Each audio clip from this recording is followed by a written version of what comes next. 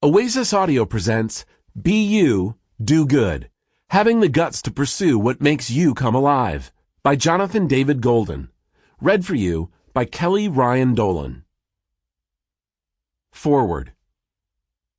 A lot of us want to live a life of meaning and passion.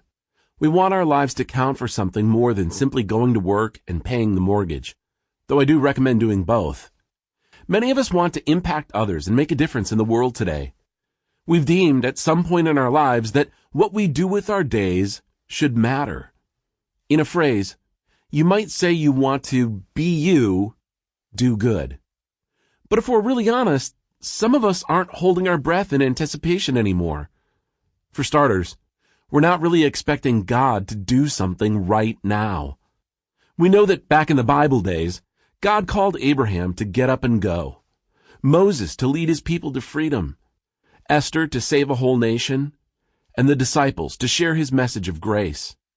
We can see how God used people like St. Patrick to share the good news in Ireland, and Dietrich Bonhoeffer to make a courageous stand.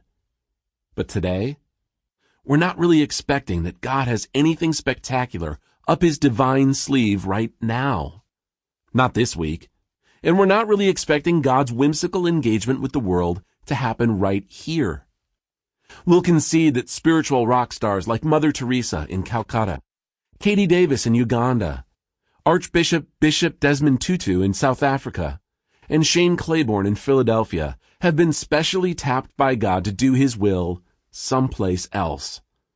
After all, we reason, if God's really about doing something important, the chances are slim that the epicenter would be right where we're standing. What are the odds? It seems too unlikely. So if we've bought the lie that God's not up to something right now and not right here, then the logical extension is that God probably wouldn't use someone like us. But what if God is engaging the world here and now? And what if God does want to use someone exactly like you? In fact, what if God could only use someone exactly like you? You see where this is heading. I think you can make a difference in this world. You can be you and do good. When I first met Jonathan Golden, I shared with my wife that I'd met an amazing guy who's a social entrepreneur, Anglican priest, and MacGyver all rolled into one. Jonathan's canny knack for getting things done, things that don't quite seem possible to everyone else, has been a blessing to God's kingdom and to the world. But Jonathan's not content to simply do his thing with Sample complete. Ready to continue?